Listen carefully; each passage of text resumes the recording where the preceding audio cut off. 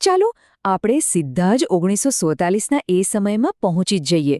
ભારતને હમણાં જ આઝાદી મળી હતી, પણ સામે એક મોટો પહાડ જેવો પડકાર હતો.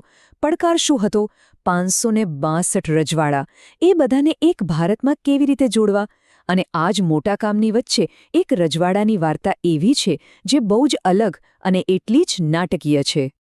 હવે આ સવાલ સાંભળીને જરાક નવાઈ લાગશે ને કે ભાઈ, એક રાજાનો એના કૂતરાઓ માટેનો પ્રેમ એ આખા દેશનો નકશો કેવી રીતે બદલી શકે? પણ સાચું કહું ને તો આ જ સવાલ આપણને જૂનાગઢની આખી અદ્ભુત કહાણીના મૂળ સુધી લઈ જાય છે. એક એવી વાર્તા જ્યાં એક તરફ નવાબની જિદ હતી અને બીજી તરફ લાખો લોકોની ઈચ્છા, અને બંને વચ્ચે એક જંગ છેડાઈ હતી. તો આખો સંઘર્ષ અહીં જ હતો. જુઓ, એક બાજુ હતી જૂનાગઢની મોટાભાગની પ્રજા, 80% હિન્દુ વસ્તી, જેમને ભારત સાથે જ રહેવું હતું. સાંસ્કૃતિક રીતે, ભૌગોલિક રીતે, દરેક રીતે તેઓ ભારતનો જ એક ભાગ હતા. અને બીજી બાજુ હતા એમના નવાબ, જેમણે પ્રજાની વાત સાંભળ્યા વગર જ એક એવો ફેસલો લઈ લીધો જેણે જાણે આખા દેશમાં ખળભળાટ મચાવી દીધો. સારું, તો ચાલો શરૂઆત કરીએ આ વાર્તાના મુખ્ય પાત્રથી, એટલે કે નવાબ, એમના શ્વાન અને એમના પાકિસ્તાન જવાના નિર્ણયથી. આપણે 1947ના જૂનાગઢની વાત કરીએ તો એ સૌરાષ્ટ્રનું એક બહુ જ સમૃદ્ધ રજવાડું હતું. પણ એની ભૌગોલિક સ્થિતિ જુઓ, એ બહુ રસપ્રદ છે. જૂનાગઢ ચારે બાજુથી ભારતની જમીનથી ઘેરાયેલું હતું. હા, દરિયો હતો, પણ પાકિસ્તાન સાથે જમીનનો તો કોઈ છેડો જ નહોતો.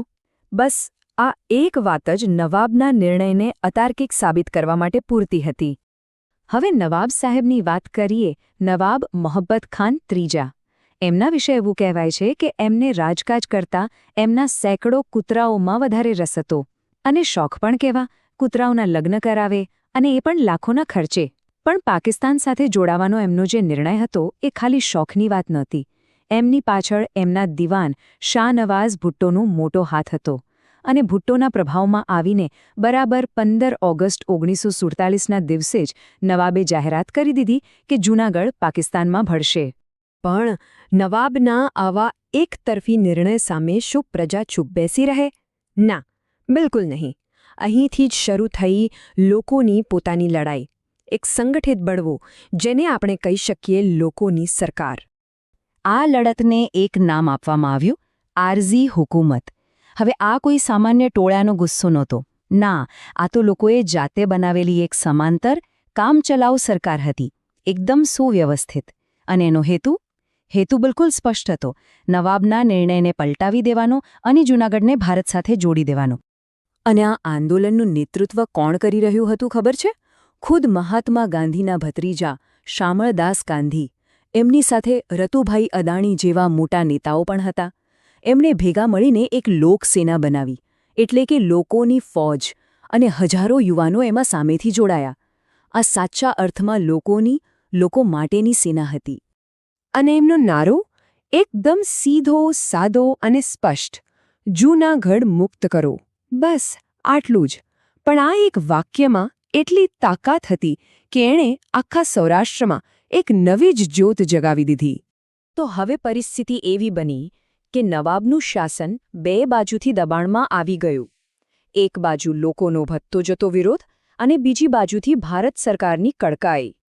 જુઓ, એક બાજુથી તો આરઝી હુકુમતની લોકસેના હતી, જે જૂનાગઢના ગામડા અને કિલ્લાઓ એક પછી એક જીતી રહી હતી. અને બીજી બાજુ ભારત સરકારે આર્થિક નાકાબંધી કરી દીધી. મતલબ કે અનાજ, પેટ્રોલ જેવી જરૂરી વસ્તુઓનો પુરવઠો જ બંધ. હવે રાજ્ય ચાલે એવી રીતે? નવાબની હાલત એવી થઈ ગઈ કે એ પોતાના જ મહેલમાં એક રીતે કેદ થઈ ગયા. તો આ બે બાજુના દબાણનું પરિણામ શું આવ્યું? પરિણામ આવ્યું નવાબનું પલાયન. અને એ પણ કેવું? એક એવી ભાગેડુ વૃત્તિ જે ઇતિહાસના પાનામાં નોંધાઈ ગઈ. અહીંથી ઘટનાઓ બહુ જ ઝડપથી આગળ વધી. ઓક્ટોબર પૂરો થતા સુધીમાં નવાબને ખ્યાલ આવી ગયો કે હવે ખેલ પૂરો થઈ ગયો છે. એટલે એ રાતોરાત બધું જ છોડીને, પ્રજા, રાજ્ય બધું જ કરાચી ભાગી ગયા.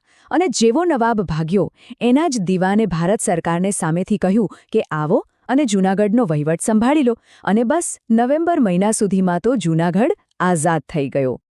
અને એમના ભાગવાની વાતમાં પણ એક મજેદાર કિસ્સો છે, જે બતાવે છે કે એમના માટે શું મહત્વનું હતી. કહેવાય છે કે ભાગતી વખતે એમણે પોતાના વહાલા કૂતરાઓ અને ખજાનો તો વિમાનમાં ચડાવી દીધો, પણ ઉતાવળમાં પોતાની એક બેગમને એરપોર્ટ પર જ ભૂલી ગયા. બસ આ એક વાત જ એમના શાસન વિશે ઘણું બધું કહી જાય છે. સારું, તો જૂનાગઢ હવે ભારતનો હિસ્સો બની ગયો. પણ વાર્તા અહીં પૂરી નથી થતી.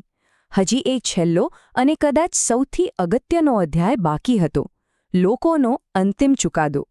સરદાર પટેલ અને ભારત સરકારનું વિઝન બહુ સ્પષ્ટ હતું.